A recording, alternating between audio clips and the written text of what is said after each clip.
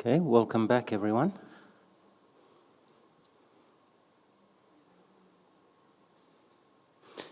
The famous after lunch session. We'll need you to fight off the tiredness. Look, this afternoon's panel session is the final panel session of the summit. It's really focused on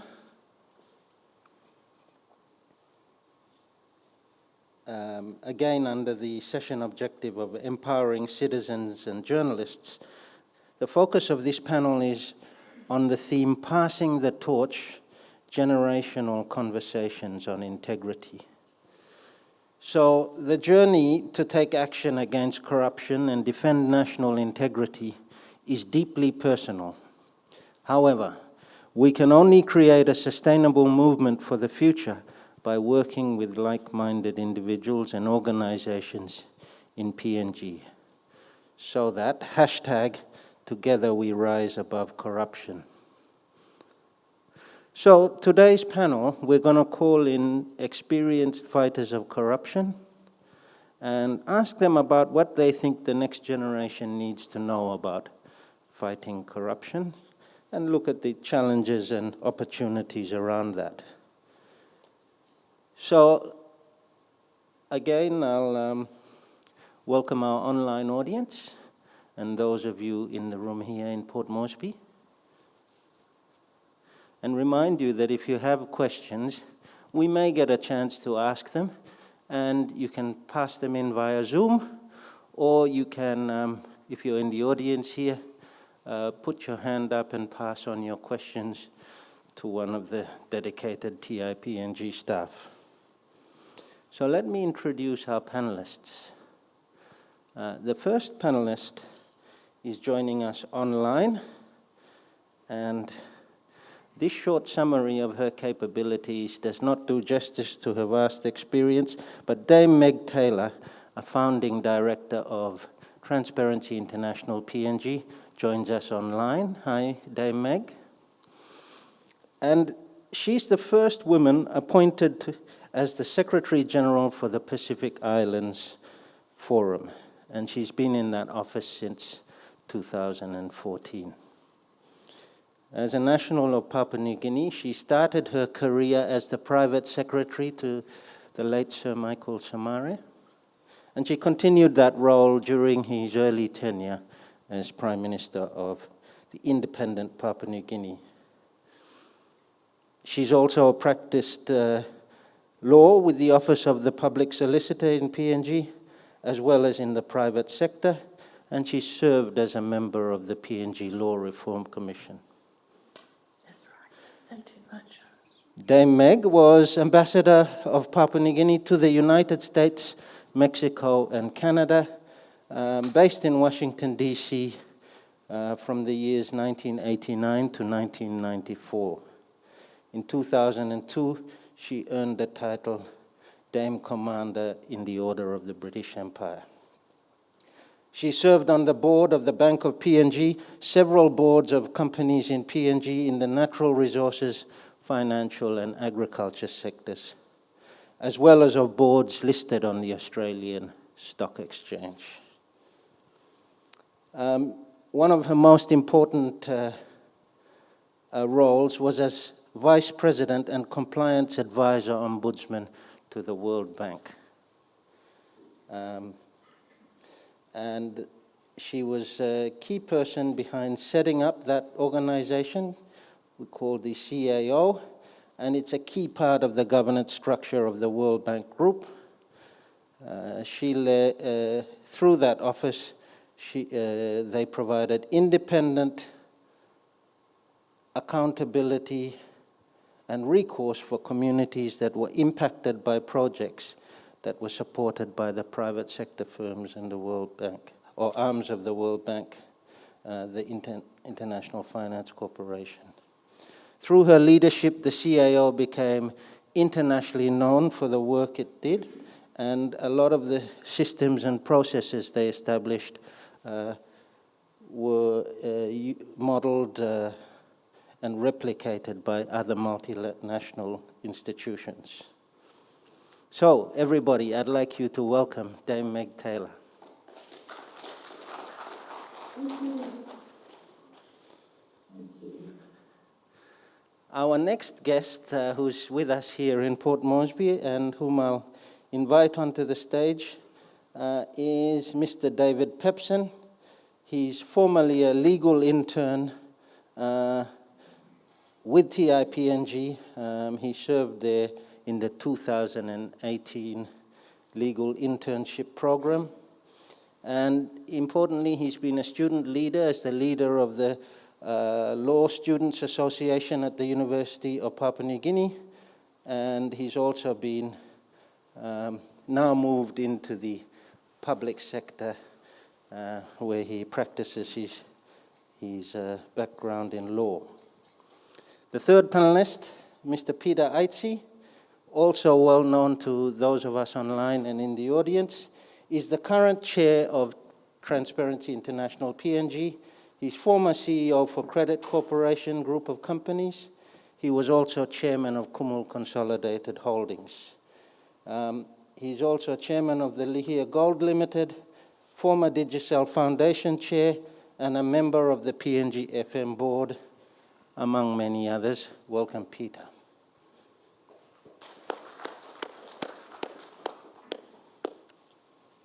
So as I mentioned earlier, generational conversation about integrity, and I've got a few questions to kick us off with. Dame Meg, I wanted to come over to you once I find my list of questions.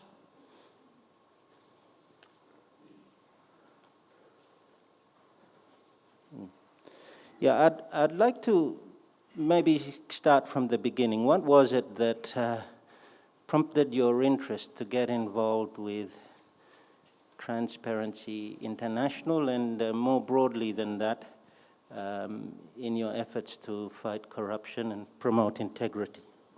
Yeah. Thank you very much and good afternoon to everybody at home and online.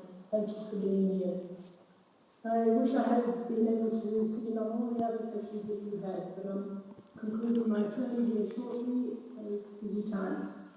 But thank you very much for inviting me to come and to share some of my experiences. But I just want to say, look, it wasn't a moment where all of a sudden the light bulbs went on.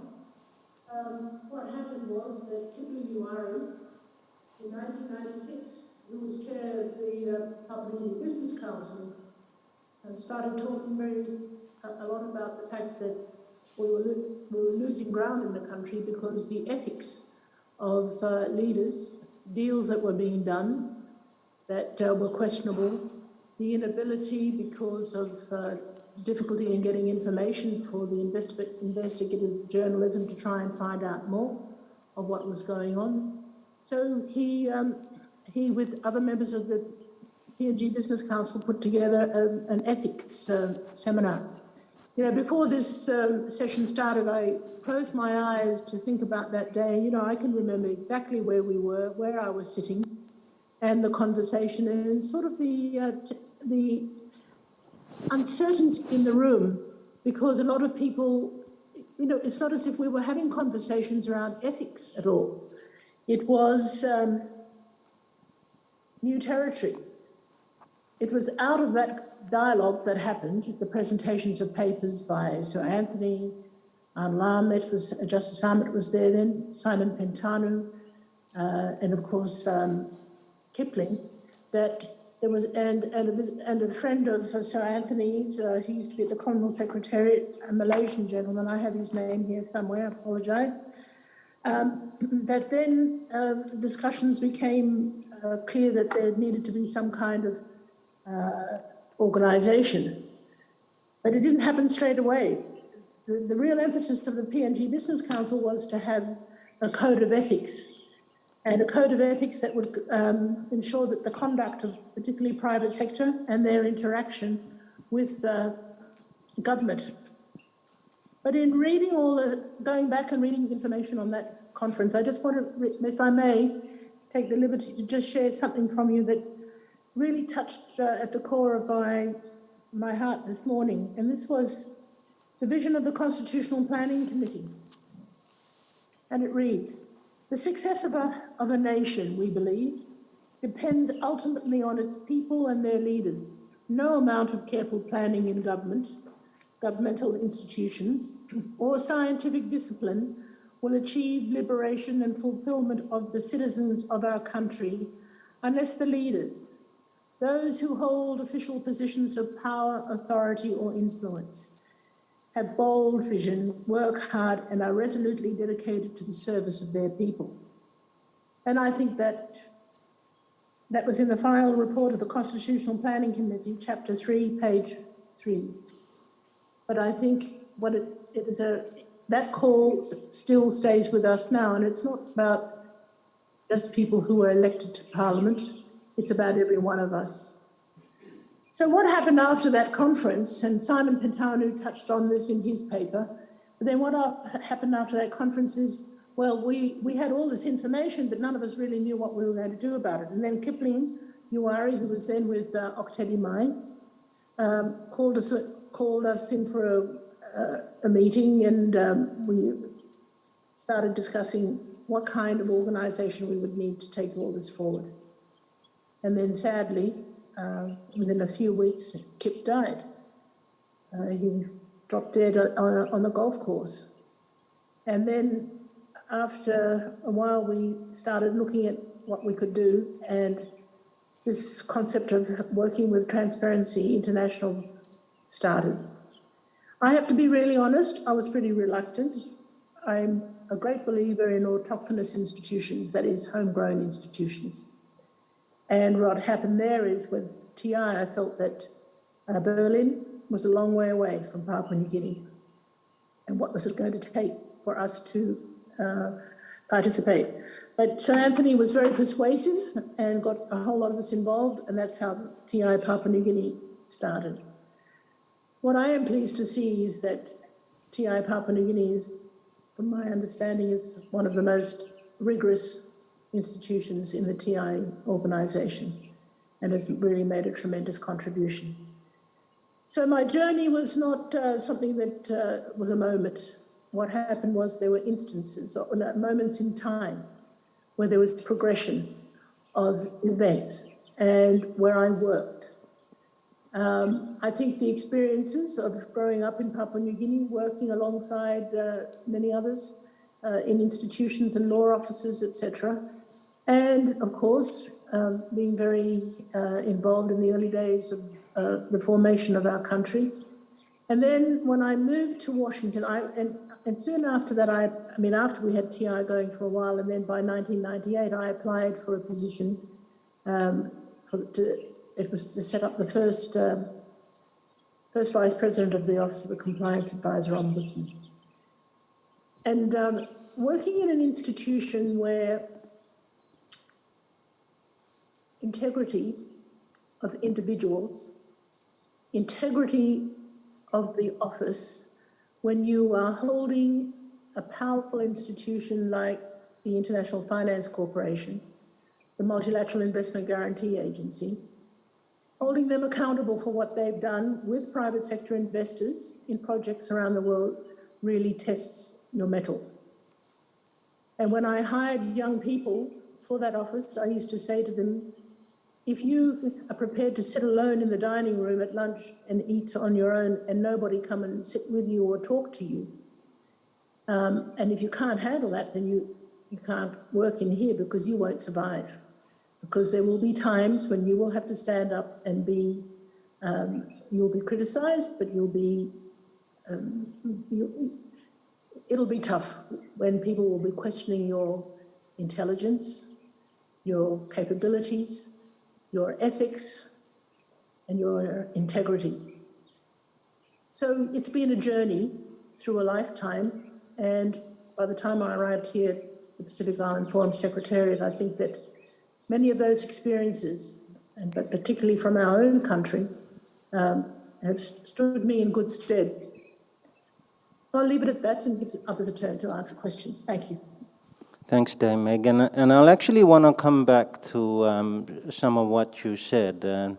Noting your response implied that there was a point in time where the need for this type of organization and fight became more apparent. So I want to explore that a bit later.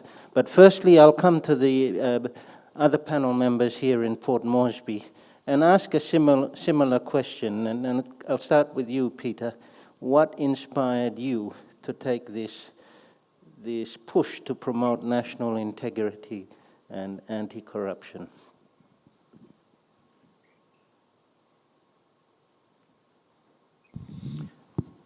Martin, I suppose my journey with TI started back in 1999 when I was first asked to join the TI board by Sir Anthony.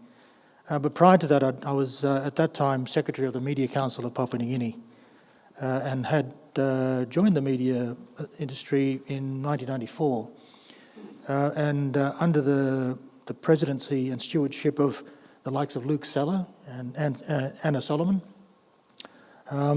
I was able to sort of get an understanding of the work of the media and the kind of impact it can have if the media does its work as it should, fully independent, free, and working for that social sort of good. So we undertook a number of campaigns mobilising the media to try and address issues within the community. And really that's where I started to get a bit more of an understanding of the role of these types of organisations, these non-government organisations and the kind of impact that they could have on communities and society. So it's in that work with the Media Council that sort of drew me towards TI, because we also then initiated a campaign called the War Against Corruption, for those of you that are old enough to remember. But that campaign specifically mobilised the resources within the media industry to put a focus on issues of corruption. And as a result, it combined the efforts of the media to really delve in and scrutinise the issues of corruption that were permeating within government and also private sector. So it's really through that involvement that I then was asked to join TIPNG, and since then, it's been a lifelong commitment, and much of that was was a reflection of Sir Anthony's courage and the leadership of our founding directors, which has in a way transferred that sort of inspiration to me. Thanks, Peter. And no offense to the rest of us on the panel or you, but David, as the younger person here, noting your early role as a leader within the student community, and through that, the possibilities of you doing any number of things.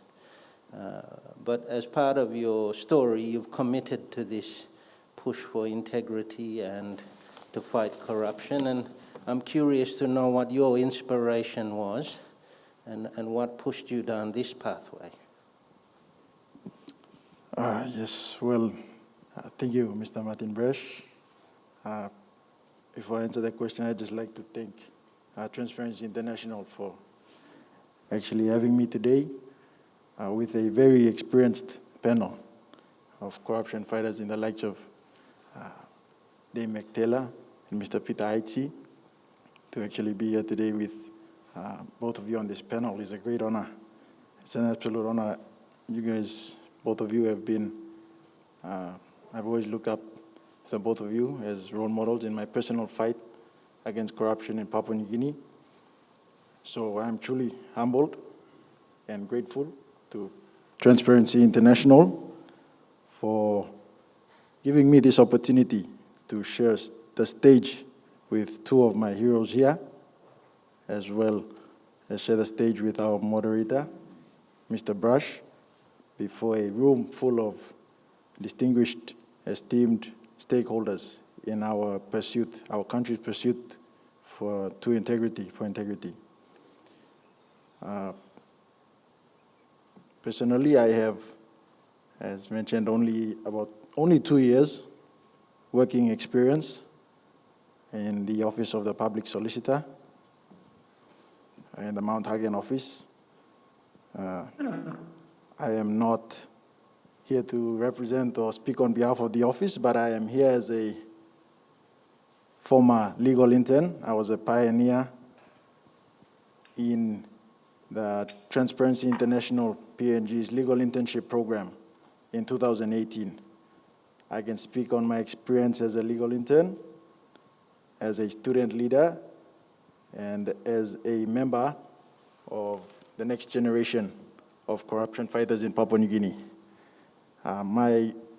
Going back to the question, what inspired me to take up the fight against corruption in our beautiful nation? What inspired me, I would say, was my own personal family background. I grew up in a family and was raised by parents that did not tolerate corruption, whether it was in our home, in the classroom, carrying out our own business, or even in their workplaces. And they would speak against any forms of corruption a lot. So I was surrounded by that conversation while growing up. I was not that active. However, as in high school, I wasn't really a part of proactively involved in like Yaka and The Voice, which would have been great if I was a part of it that time in high school. But what really inspired me or reignited that flame to fight against corruption in Papua New Guinea was when I went to uni and had the opportunity to mix and mingle around with other like-minded students, student leaders, my seniors when I was in second year and first year, and of course by having the opportunity to hear from our team at Transparency International when they would come over and give guest lectures or be guest speakers in some of the programs that were run and organized by our student leaders back in the day. That was around 2014 and 15, and that really reignited my passion and really motivated me and encouraged me to take a stand and join the team to fight corruption in this country that is a cancer in our nation. So that's a brief of what inspired me and where I've gotten my inspiration from to fight against corruption and be a part of the team. Great. And so you're saying that the discussion at university level is alive and well. Is that right? Yes. It is alive and well, and I thank the team at Transparency International for always pushing, coming into uni, having those conversations with the students. It's a conversation that must always be kept alive, especially with the challenges that we are facing today as a nation at all levels. If it's not talked about enough or kept alive in conversation, a lot of the next generation of students and the future leaders of this nation can be easily discouraged. But I commend those that continue to speak out and keep the conversation going. Thank you. I want to work back a bit and go back to Dame Meg on this. Look, you talked about this moment where you met with late Kipling Yuari and others, and that was clearly well after independence. So can you talk us through and give us a sense of why there suddenly became this need to start discussing it? Was it a gradual realization of changes in governance?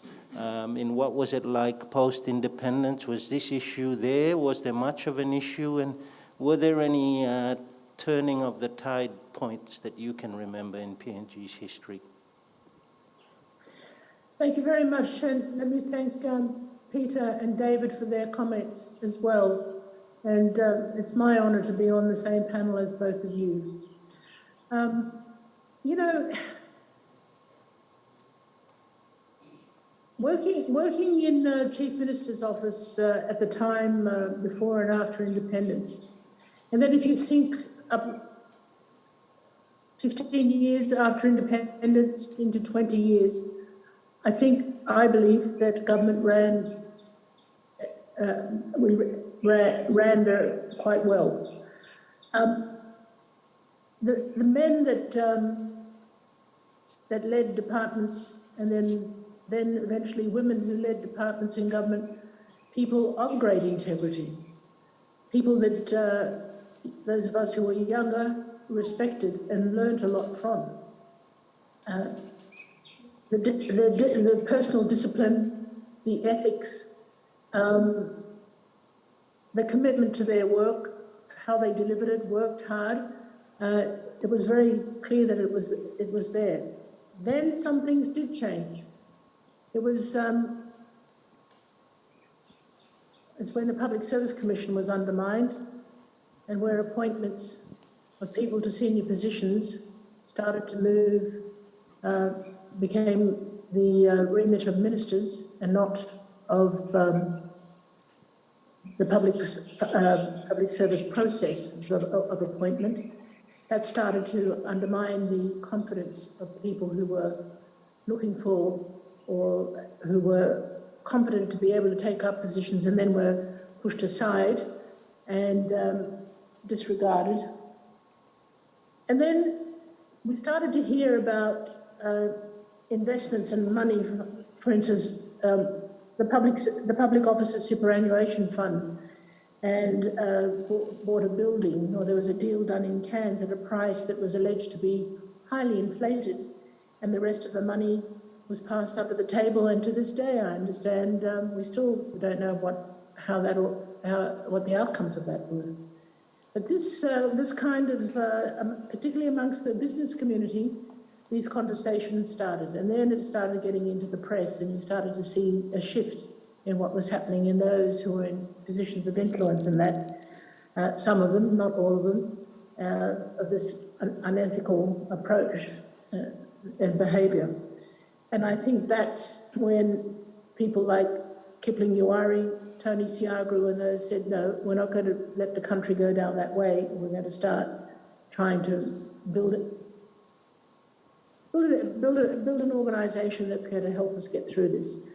But the Business Council, as I said, was much more focused on a code of ethics that they could enforce with their, well, not enforce, but get their members to really adhere to in terms of the conduct of their business with the private sector and government. Thank you. And Peter, I'd be keen on your view now of where it currently sits then, that nature of those issues that we're contending with our governance system and integrity challenges. Yeah, certainly, Martin. Look, I think those initial concerns and that perhaps motivated the establishment of TI. I think those concerns and perhaps the climate of corruption and the prevalence of corruption within our systems has actually worsened. And it's become even greater with respect to the value or the volumes of corruption that permeates our society. And this is really the area that TI is focusing its work on. And much of what we're doing within the National Integrity Assessment is to try and look at our institutional pillars, these watchdogs that operate to provide us the governance framework, and get a sense of, why is it that these institutions perhaps aren't as effective as they could be? And I think much of our discussions over the last 2 days has given us some insight into what these issues are. And the difficult thing is that we need to be courageous enough to have a very frank and blunt discussion about what's causing these problems. And a lot of our speakers, credit to them, have come out openly to discuss these issues. And the issues are about leadership. The issues are about the lack of resources or the deliberate withholding of resources from some of our agencies in order to undermine the work of that agency. There's also the threat on individuals, both in terms of a personal threat to their safety, but also an economic threat in terms of their their employment. So as a result, we get this sort of climate of perhaps fear, which prevents people from speaking out and prevents agencies from doing what they're meant to do.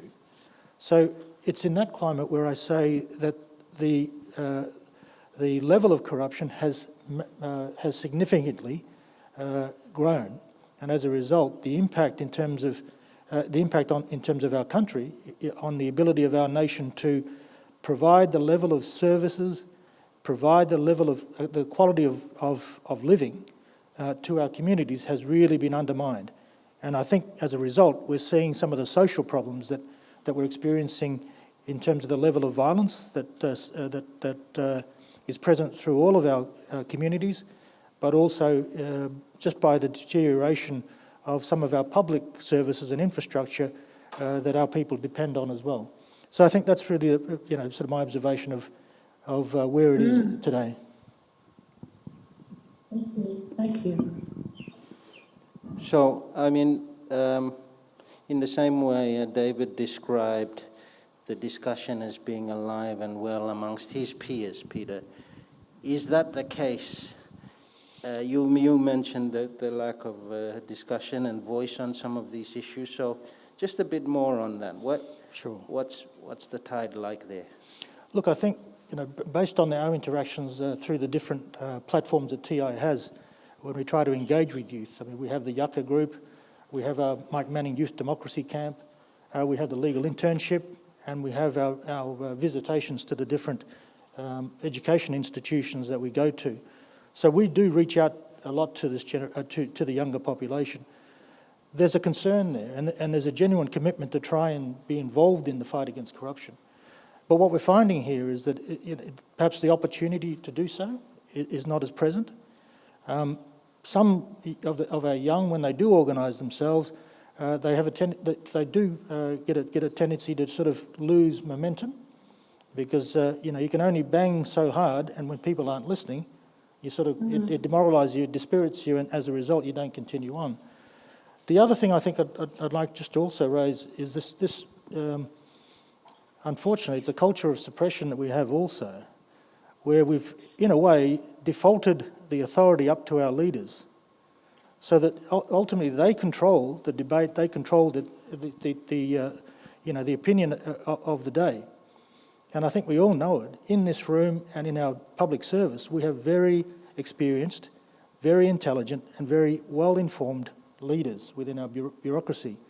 But if you ever attend a meeting of a public servant meeting, who takes the chair? It's generally the elected leader. And as a result, the advice of this well-informed group of people is not considered. And so what we have is individuals, perhaps with their own personal sort of agenda, determining the decisions that are taken, determining the outcomes that are then agreed to.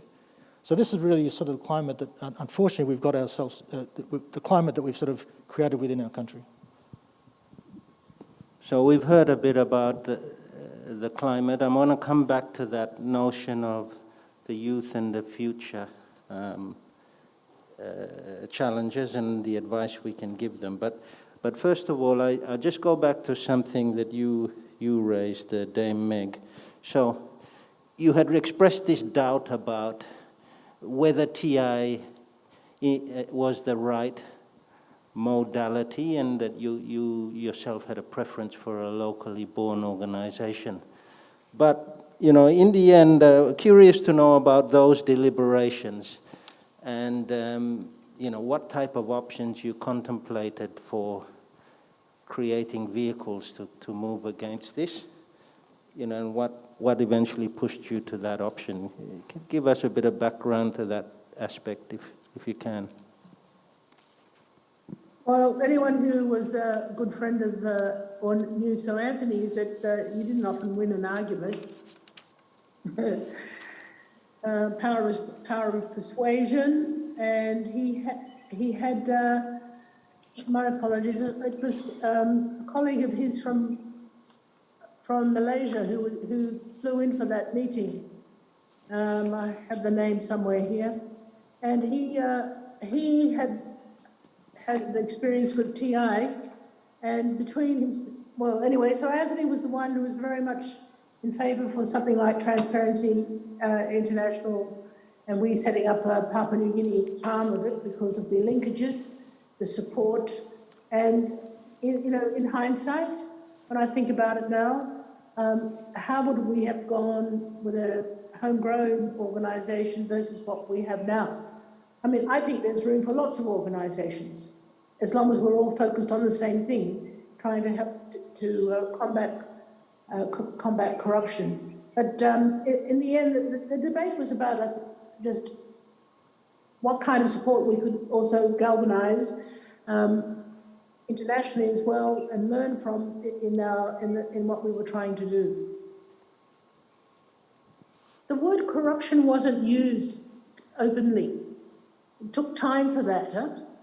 I think when the way the Business Council approached was to look at it through the lens of the ethics, and by looking at it through a code of conduct for that, it gave it it was palatable.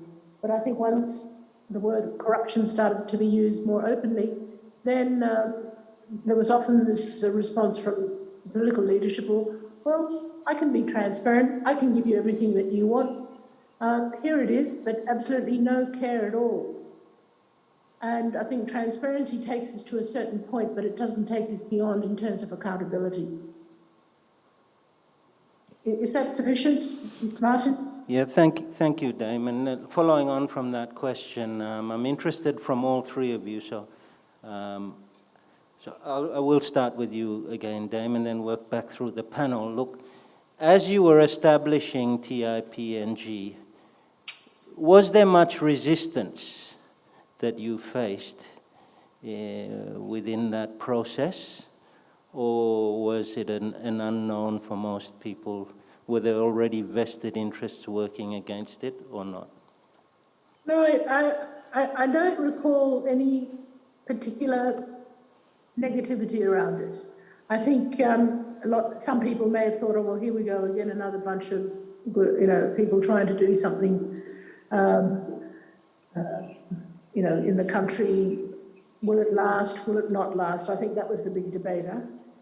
But I think the strength of it was that so Anthony was very keen to make sure that we had participation of all different kinds of stakeholders, and particularly making sure that the law enforcement people were also at that table.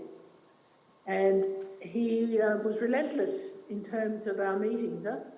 I mean, your life was TI plus home and a few other community things that you were, and your other community, your job, your other community commitments, but very much that to build TI, Papua New Guinea, and make sure that we had a group of people who attended that meeting that represented different walks of life. And I think by doing that, it permeated throughout other institutions. It was not just private sector being involved, but you had, I recall once at a meeting, just the involvement of the police, and that was just so very, very important, because it showed that there was law enforcement bodies that were as concerned as citizens were about the direction of the country, that if we kept going down this track, we would end up where we are. Unfortunately, I think Peter's addressed it. What he said, I mean, in this part of the Pacific, we talk a lot about climate change, etc. In Papua New Guinea, the tsunami that you have there is corruption. I mean, it's at the very heart of what is destroying the country. Thank you. We're running a quote of the day competition. You've just put an entry in there. David, your experience, is there much resistance to the efforts of you and your peers as you raise this discussion, talk through corruption and integrity issues? Are you surrounded by naysayers or organized resistance at all? Any insight to that? Yes, Mr. Brash, there's a lot of resistance, especially towards those of us that want to take a stand against the norms that have developed over time, the practices, corrupt practices that have more or less become a norm in our public service. In my experience as a public servant, it's just become a norm. And as our chairman mentioned, it's gone worse, much worse. The level of corruption it's very concerning. And it's much worse now than it was probably a few years ago. And it's continuing to grow. And as our good chairman, Mr. Aitsi, also mentioned, the youth, while trying to reach out to the youth, it's sometimes difficult as they may lose steam, and that can usually happen when they are discouraged by the overwhelming amount of corruption that they see in their daily lives, whether in school, whether in their part-time jobs, on the street, on the news. It's very discouraging a lot of the time, especially to the youth, when there's no clear avenue that they can take to report or take a stand, and there's all the naysayers and there's all those that will resist what they are standing for as youth or as up-and-coming fighters of corruption. I personally believe that it's not only important to keep the conversation of fighting corruption alive, but through my own experience with Transparency International, I think it's very important to keep the conversation about how bad it is currently in our nation. The reality, what is happening, what you may face when you go out into the workforce. If you are a lawyer, or like myself, if you are in the public service and you are a criminal lawyer in the criminal justice system, you may come against, or you may be representing a client that has bribed the police prosecutor. Mm-hmm.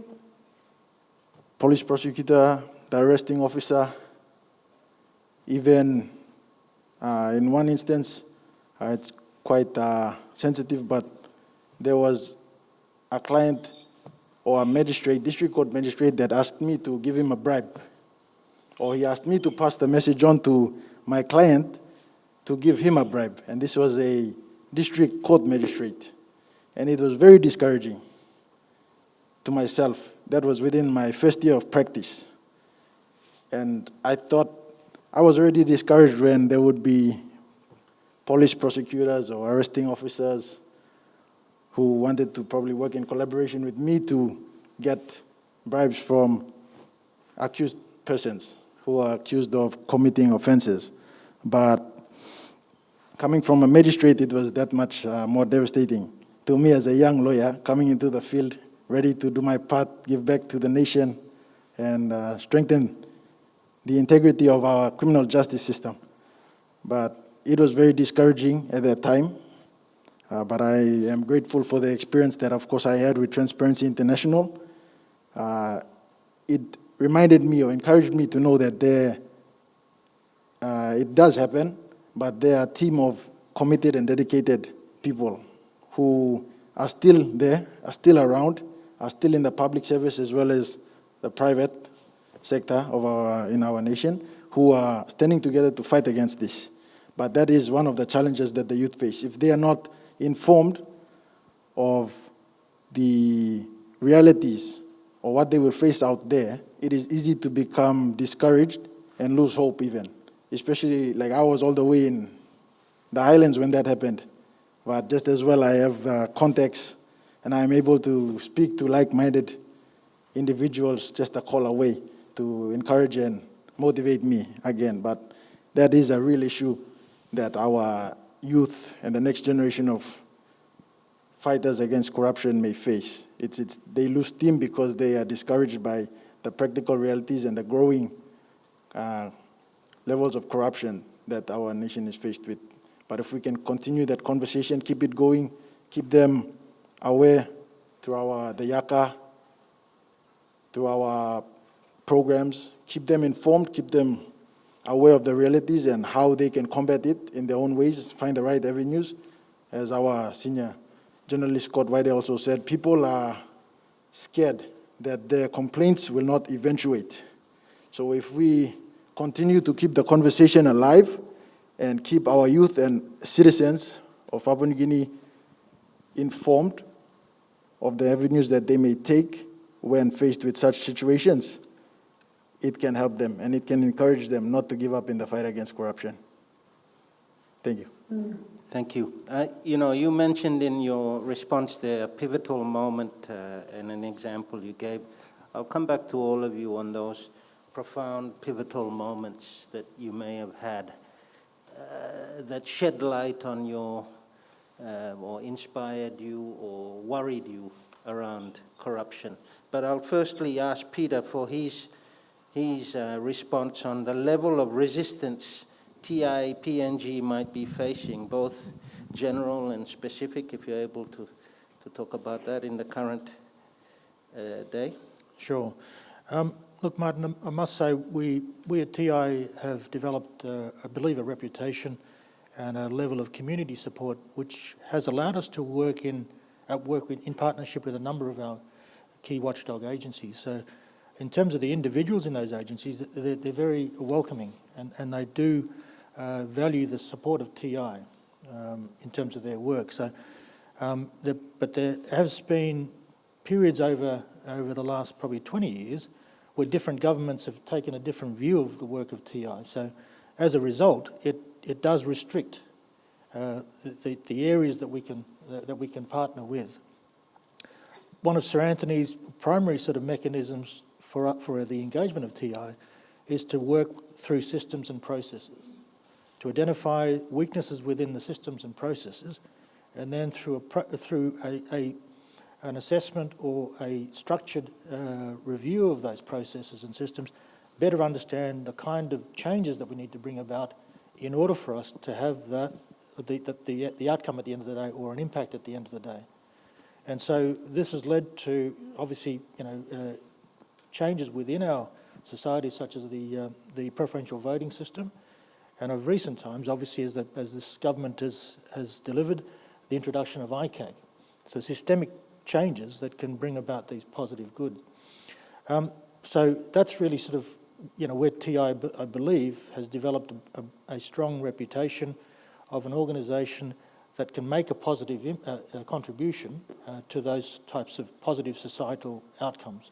So in terms of TI and perhaps the maybe some resistance to working with TI, I haven't seen it as widespread.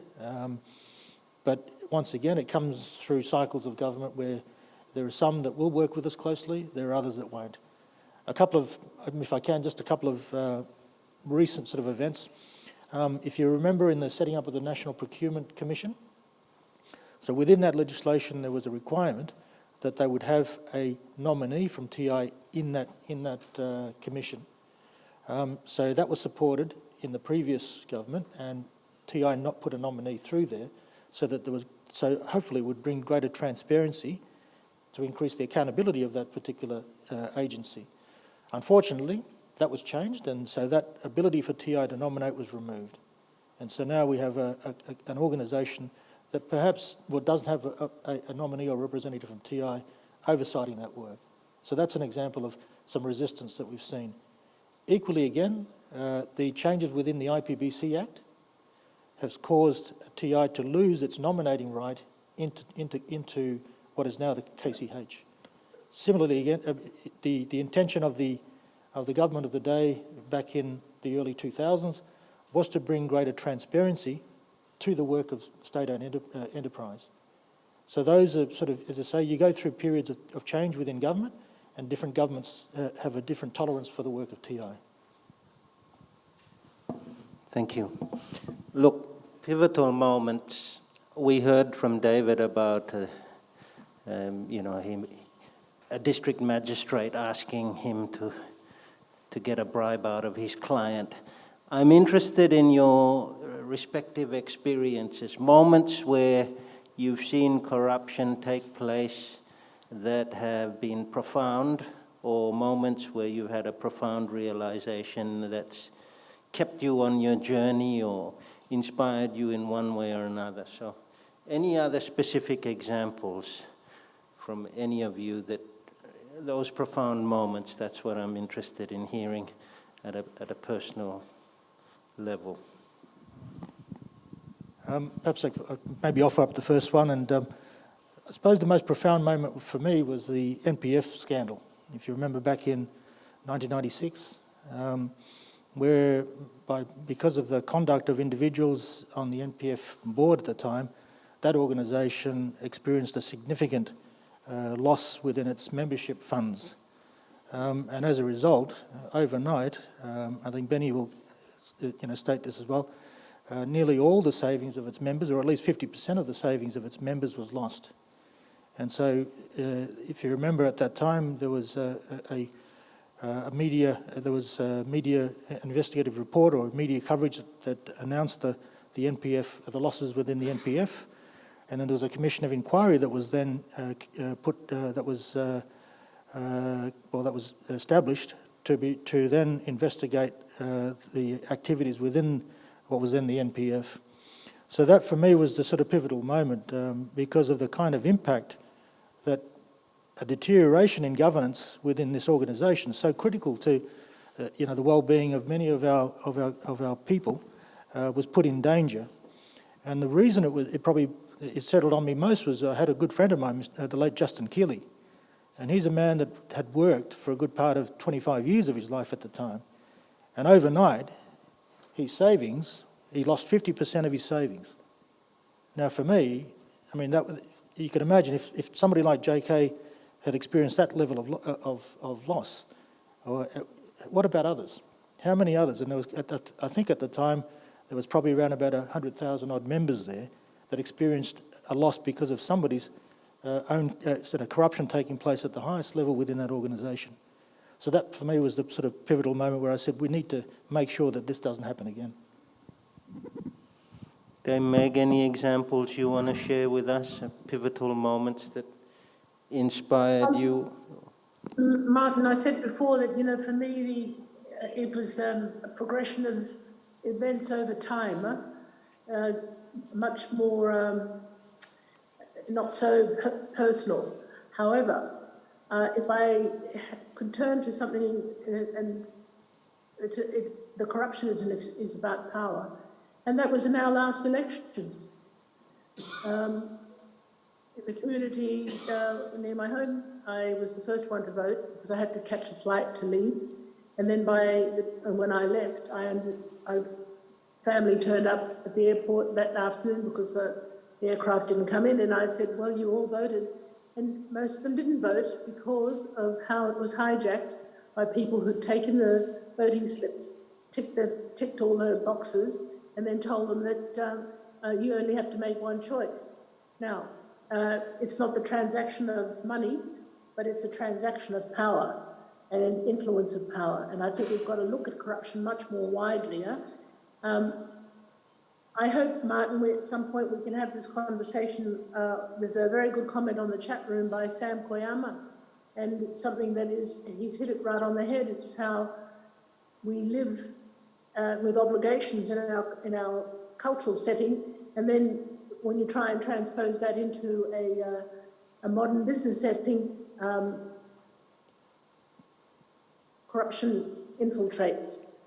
I think it should be part of this, if we can have it as part of this discussion, because it is also about what are we going to leave for the next generation. Thank you. Yes, I did see that comment come in online, and we might even come back to discuss that if we have a bit of time. But yes, the influence of the cultural system and whether it complements or conflicts with the formal system in this space. But turning to you, David, any more kind of watershed moments or pivotal moments that you wanted to share, or is your earlier example stand? Yes, there's a lot of examples, but that's one of the main ones that I could say stuck out with me during my first, so far, 2 years of practicing the field in law. Yeah. Okay, cheers. On that subject of online, a quick reminder, we're running out of time, but those of you online who might want to share any questions, you have your last little window to send them through. So now that we finished a round of responses to my pivotal moment, I will come back to that comment that Dame Meg just raised with us, which was about that impact of the cultural system and cultural beliefs. And yeah, what is the interpretation this panel has on that? And unique to PNG, or well, our culture is obviously unique to us, and why is it, and what are the pitfalls and opportunities to look out for or to capitalize on in terms of cultural systems which served us well in the past? It's a surprise question, but any views on it from the panel to feedback to our online questioner? Dame Meg, did you want to have a first go at this, or? You go, Peter. Okay. Look, it's an interesting, discussion to have, because it's always introduced as being perhaps one of the reasons why corruption has really taken a foothold here, or a stranglehold here. Sort of draw on perhaps my family background and perhaps my part of the world in Borena, and my observations of our traditional obligations over the years. In past, our feasts would represent individuals coming together, and they would bring together garden produce, and they would then bring together in terms of a communal sharing. And that would be open, it'd be transparent. So somebody would bring a pig, somebody would bring bananas, somebody would bring yams, and it'd then be put on top of a platform, a chief's platform, and the officers of the chief would then divide that, and it would then be taken away by the different families. Very much an open and transparent process. Everybody knew who brought what there, and everybody knew then who got what. Unfortunately, maybe because of the introduction of money and sort of different forms of exchanging value, we now have a situation where people can hide that value. So, as I use sometimes as an example, it's very hard to hide a couple of pigs that somebody's given to you.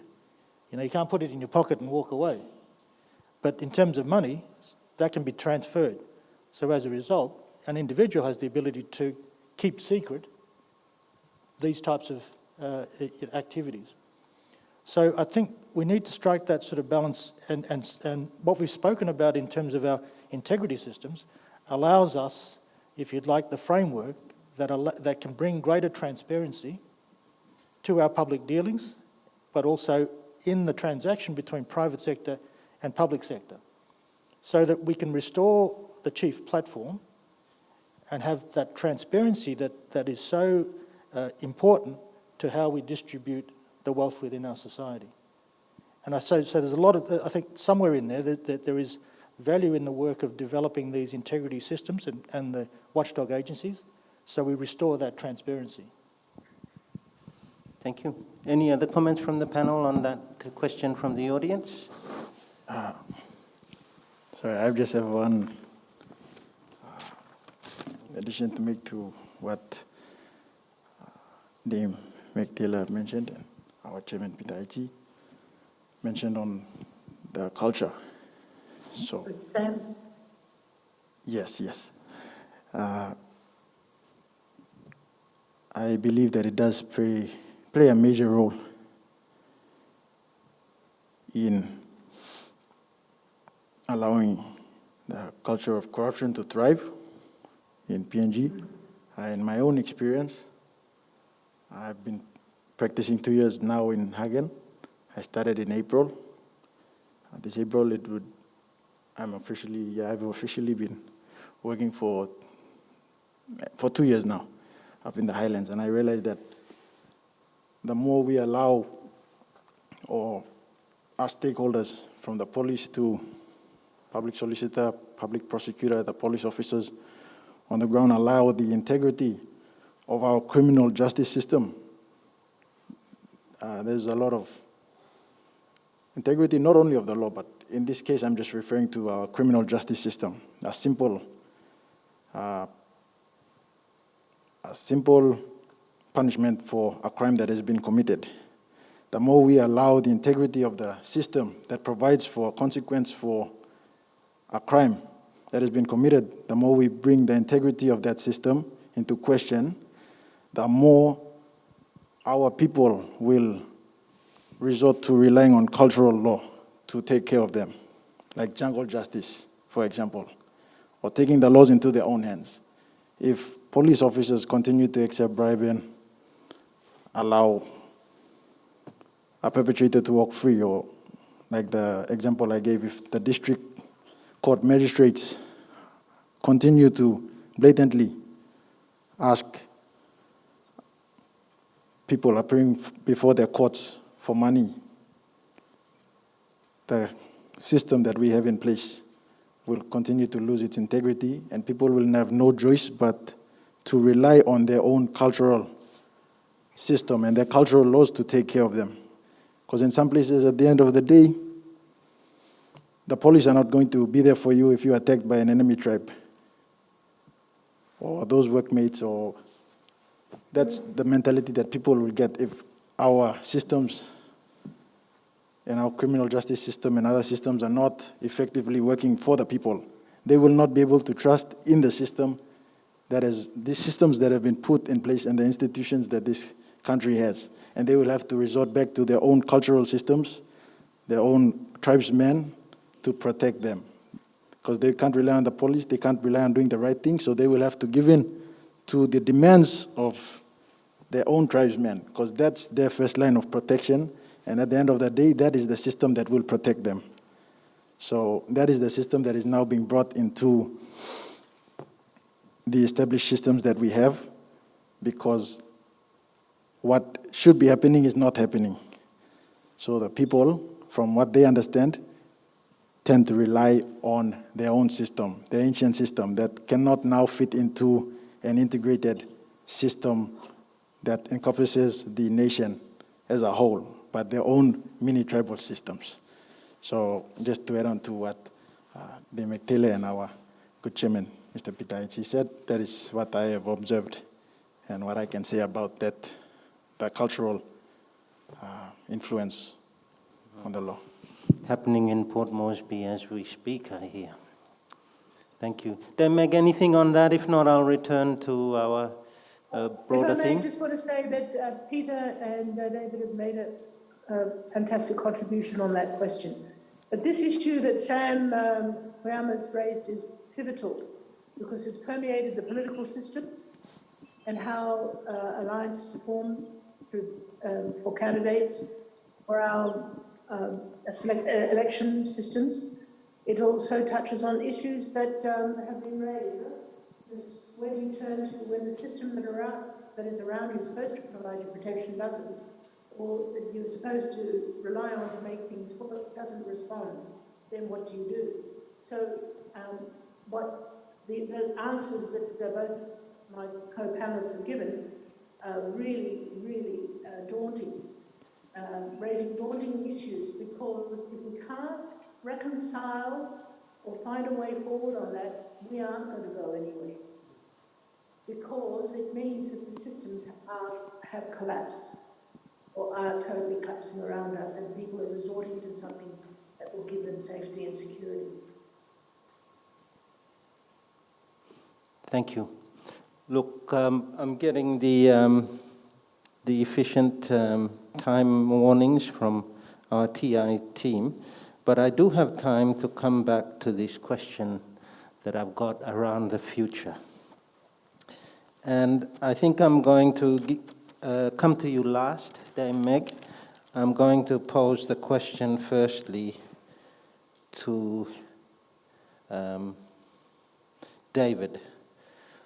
And the question is around the future and youth. So look, how can we all support the next generation to protect the integrity of PNG?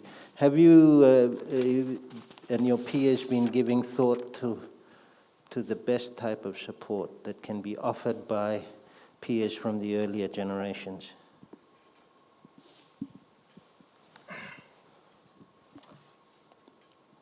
Yes, thank you, Mr. Brash.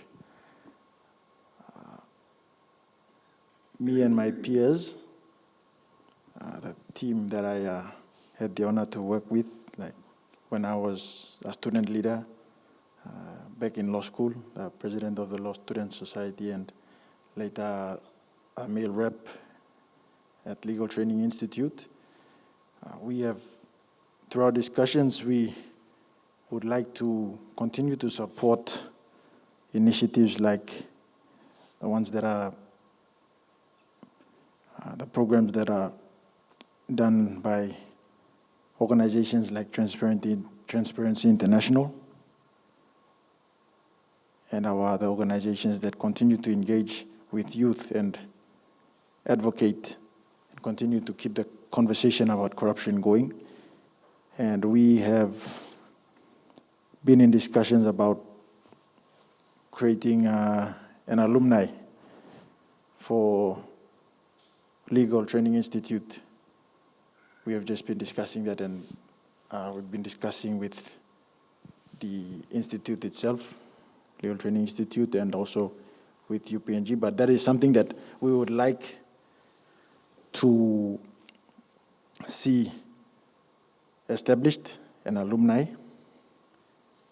that can actually create a platform for the past students of law school, because practically most of the lawyers that are practicing in Papua New Guinea all came out of one university and one legal training institute, which is the University of Papua New Guinea and the Legal Training Institute of Papua New Guinea at Col now. And you can see the amount of corruption or unethical practices that a lot of lawyers and even new lawyers get themselves into. And you see a lot of complaints, and you see a lot of scolding from senior lawyers or even sometimes magistrates, judges, complaining about the standard of lawyering in the country. And then you ask yourself, where are all these lawyers coming from? And they're all coming from one uni. There's only one pipeline. You stop it where you stop it at the pipeline. It stops there. So what we were thinking of doing is creating that alumni just to also keep a check on what is happening in the law school. Because recently there's been a lot of allegations as well of surrounding the selection process and all of that, just where they start and where they are expected to be equipped with the knowledge on how to be a good lawyer, be an ethical lawyer, and fight corruption. The nest or the breeding ground of all the lawyers is there's a lot of allegations coming out from there as well that things are not in order.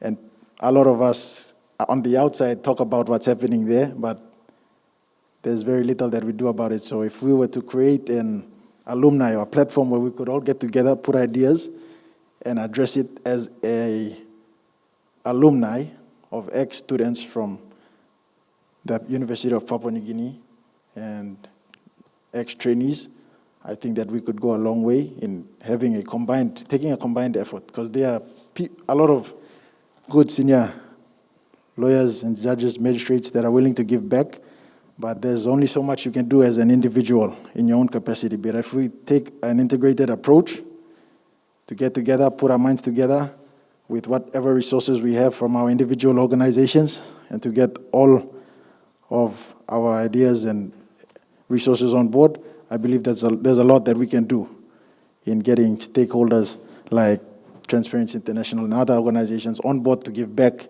to the one and only pipeline that is producing the lawyers in Papua New Guinea. And the same can be done for other schools as well. if alumni are creating. As Scott White also mentioned, the level of journalism and all that. If there was an alumni that could take an integrated approach in giving back, that would be great. So what me and my colleagues are trying to do is create an alumni just for that purpose. Yes, so that's, to answer your question, that's one of the things that we have been discussing. Yes, I have been discussing with my peers, Mr. Brash. Thank you. Thank you. Now that we're almost finished, you should call me Martin. Anyway. Yes, Peter, your thoughts there. What do we do to help the next generation? What's our advice? What should our focus be to help them protect integrity going forward? Well, look, Martin, I think the thing that gives us hope is always this this ideal that the next generation should hopefully get it right, and the next generation will hopefully carry on the positive values that we all aspire and should have. The difficulty is that, I mean, we bring them into an environment that works against that, and it perpetuates role models who measure their success by engaging in corruption.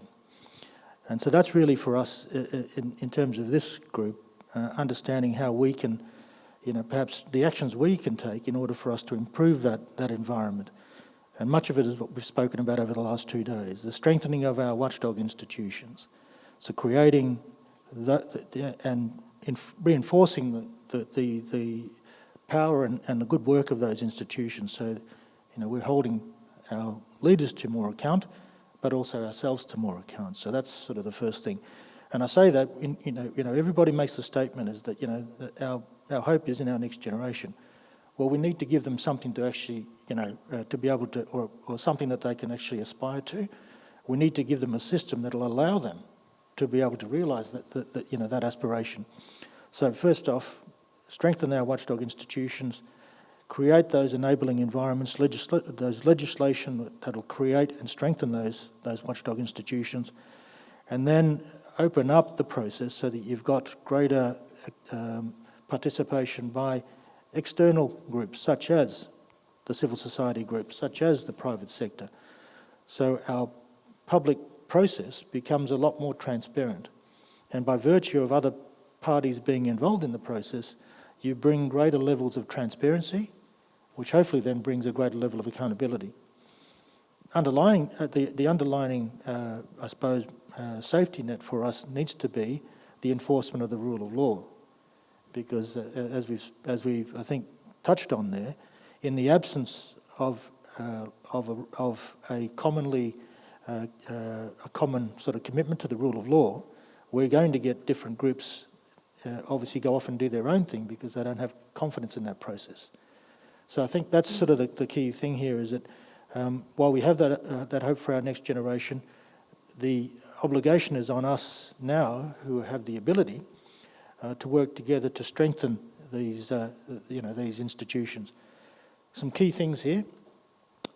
This can only be done if there's commitment from those individuals that have the power, that have the authority to bring about some of these changes. And I'm not just talking about our elected leaders, I'm talking about all of us that have some level of power and authority over the organisations that we lead. And so it's really up to us, those like-minded individuals, coming together in order for us to bring about this positive change. So that's my hope, is that we, out of this, will be able to re-energise ourselves to really be a bit more active, to make sure that we start to see some change come through our national integrity systems. Thank you, Peter. Dame Meg, final word from you before I wrap up and we close the panel session. I don't want to repeat, I endorse what David and Peter have said. I just think that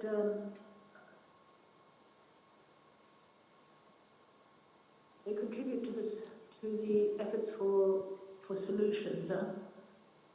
But I refer to corruption in Papua New Guinea now as a tsunami, and if you want to know where the tsunami came from, you have to start looking at the root causes.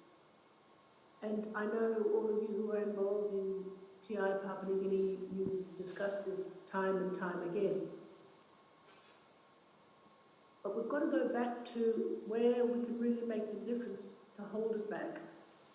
And that's going to be where we've got to find the resources and we've got to get it into the education system at a very, very early age.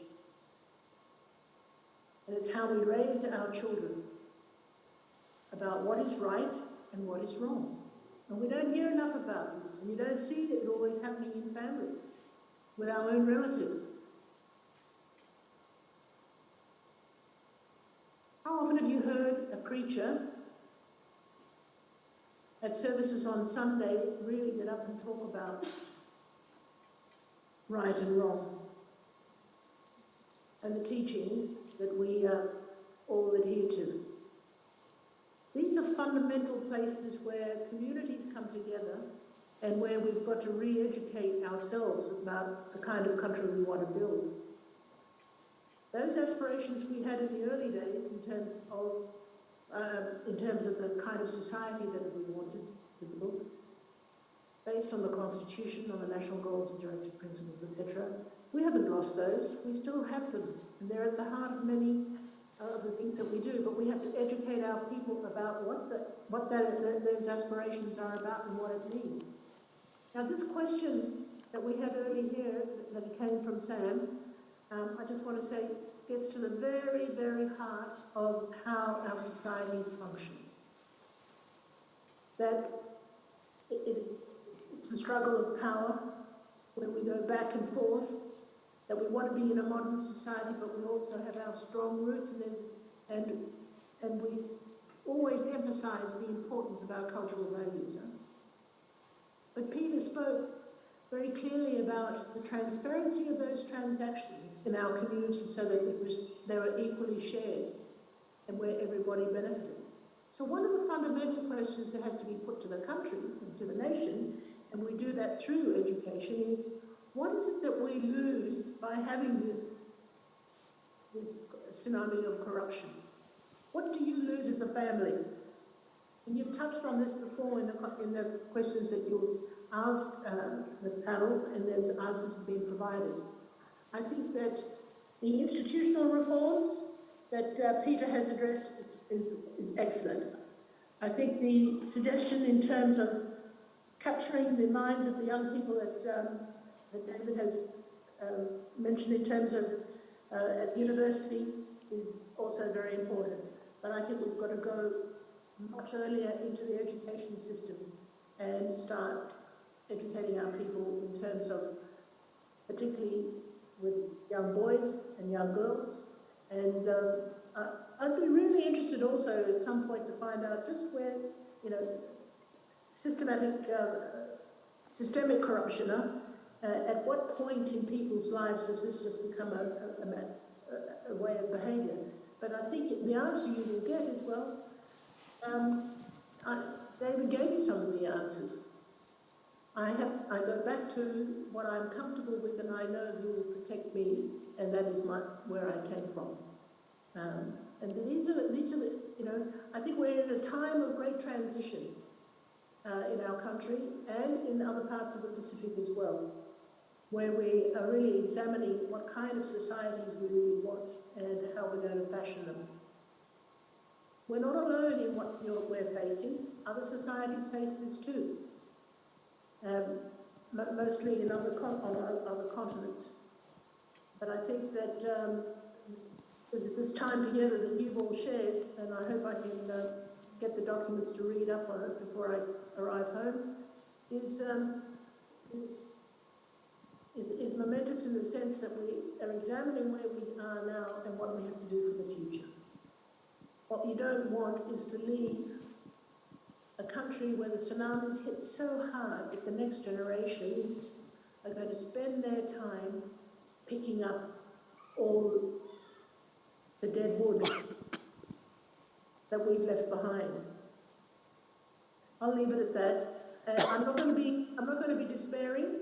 Just before I leave, I just want to say the fact that TI Papua New Guinea has really pulled all this together, got people involved, talking, but we need everybody in the country to be talking about this and thinking about them and working together on it, because it's costing us all a good life. Thank you, Dame Meg. So the theme of passing the torch, you know, in the relay form, you don't pass the torch across, you actually hand it over physically from one person to another. And today we've heard from 3 different champions, and I don't use that term lightly, coming from 3 different generational experiences.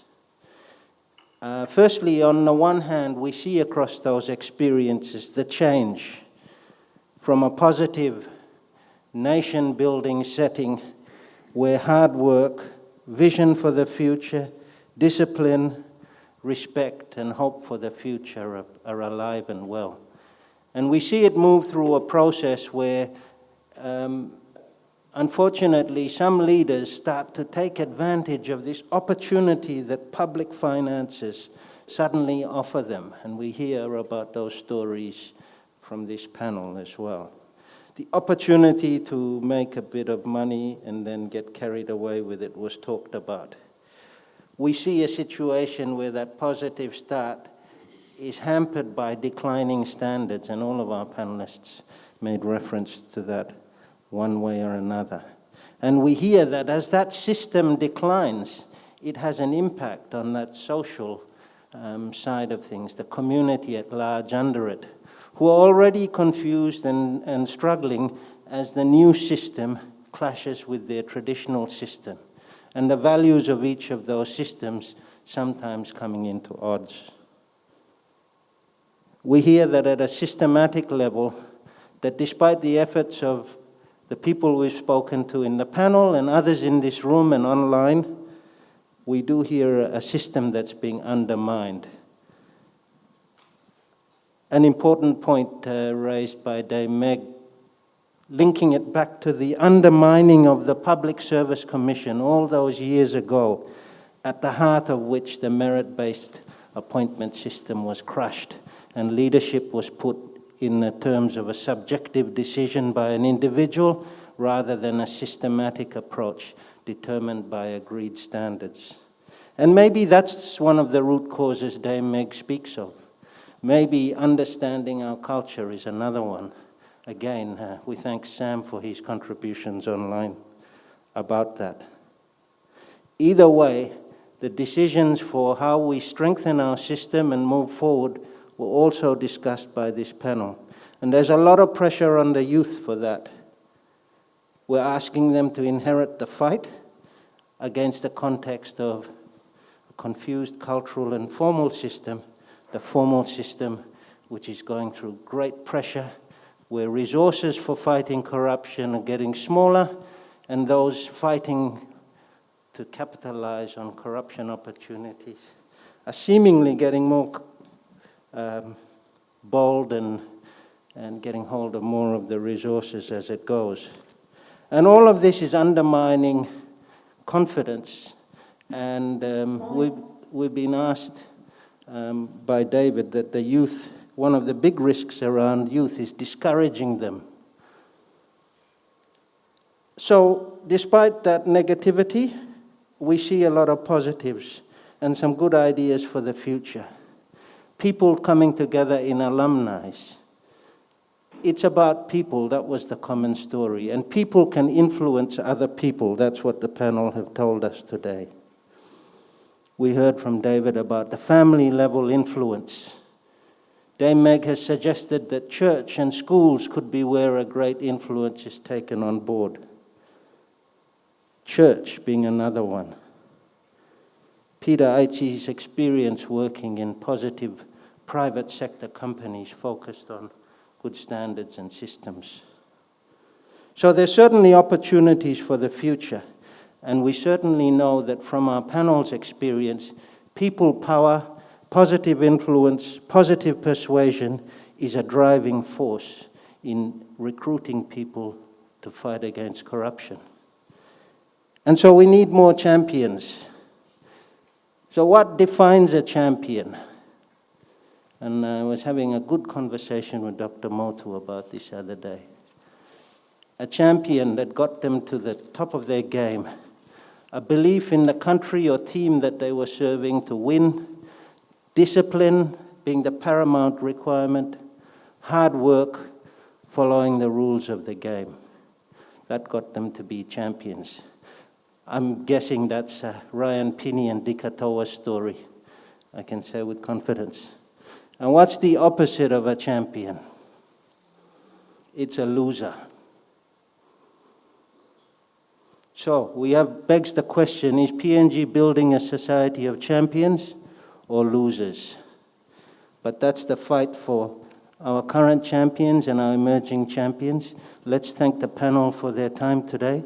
Dame Meg Taylor, Peter Aitsi, and David Pepson. Thank you so much.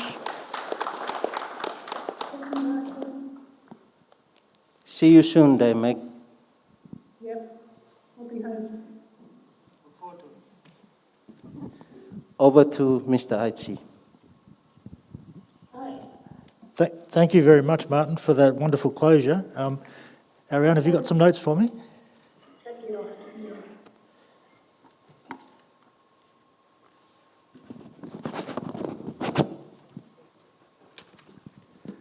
All right, Martin, stay here with me and we'll do... Look, David, our colleagues, thank you very much for participating in this two-day seminar. This brings us to the end of our program. So as we close, I'd just like to offer our thanks to a number of individuals and organisations that have allowed us to host this summit. So in order of thanks, I'd like to thank our Prime Minister, the Deputy Head of the EU Delegation to PNG, Dr. Zora, the 28 agencies that have participated in the National Integrity System Assessment. Without your input, I think the value of that document wouldn't be as strong as it is. And your input, I think, has allowed us to really provide something which I hope will be a tool for us all to strengthen and support your work further. To all of our distinguished panellists and who've assisted us through the 2 days. Importantly, our two moderators, Ewa and Martin. Martin, as always, you're a very professional individual who adds real quality to the discussion, so thank you for that. Our VIPs that have remained with us for the full days, and I do want to acknowledge them, Mr. Thomas Elu, Mr. Jack Carrico, Mr. Richard Whitchurch, Mr. Benny Popatai, Ms. Josephine Pitmore. Thank you for your commitment. Your leadership and attendance, I think, signifies to a lot of people the value of the work that TI does, but hopefully also provides us a platform to work closer together in achieving some of the changes that we've just spoken about. To our providers, Spider Tech, for your support in terms of the audio-visual and online services, thank you. And I think we've all enjoyed this, Tapioca Delight and Food Pro, the lunch, breakfast, the morning tea, lunch and afternoon teas. Do we have a hands up for that food? Thank you very much, Janine and everybody, wonderful food.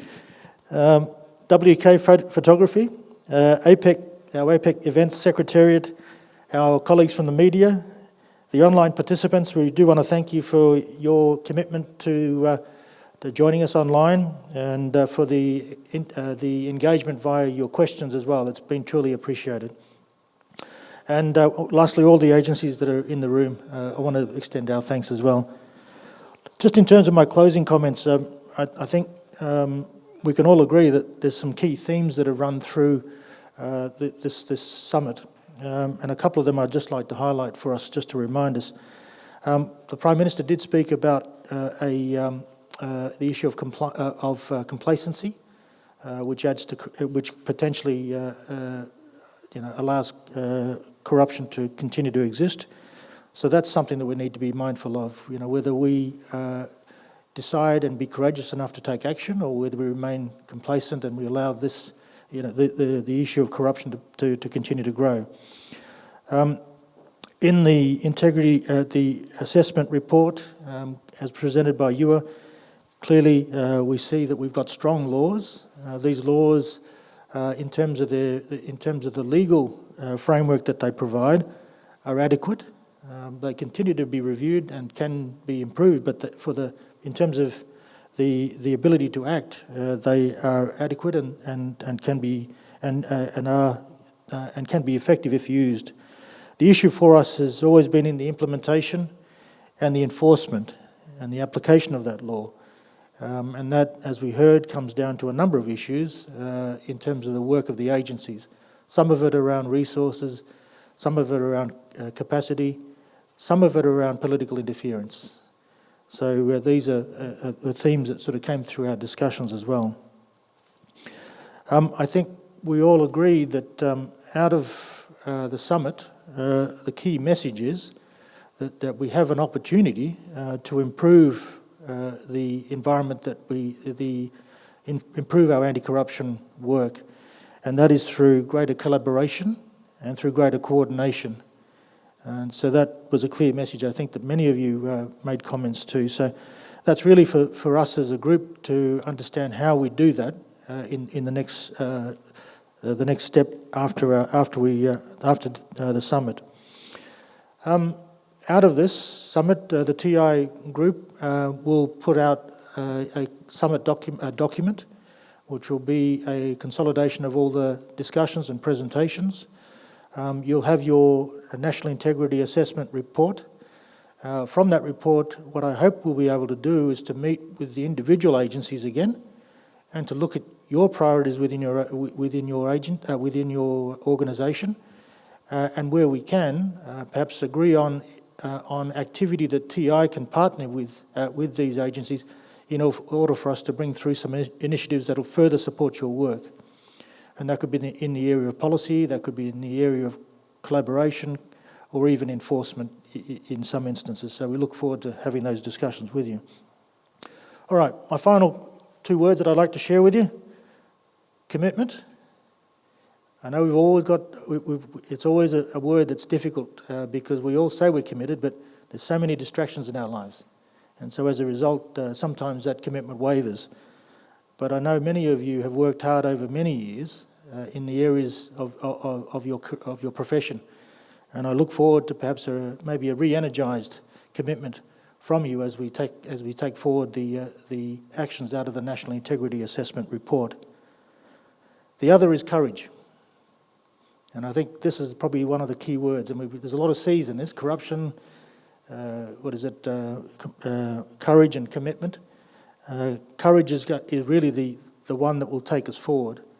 When things aren't going to plan, when you see some roadblocks or some hurdles and even political interference in your way, I think the thing we need to remember is there's a broader coalition at work now. And we would look to you to reach out to groups like TI, so that perhaps through our public advocacy and through the work of our media, we can lend some community support to your work, so perhaps we can be able to address some of those roadblocks that are put in your way. So with those words, I want to thank you all on behalf of the TI team, to Ariane Kasman and her hard-working team. I want to thank you also for putting on such a wonderful summit, both in terms of our online participation, but also for the people that are here today. So please, if you would, just join me in acknowledging the hard work of the TI group as well. Okay, with that note, to our online participants, thank you very much, and to our delegates here, thank you again for joining us. And we officially close our summit, the National Integrity Summit 2021. Thank you.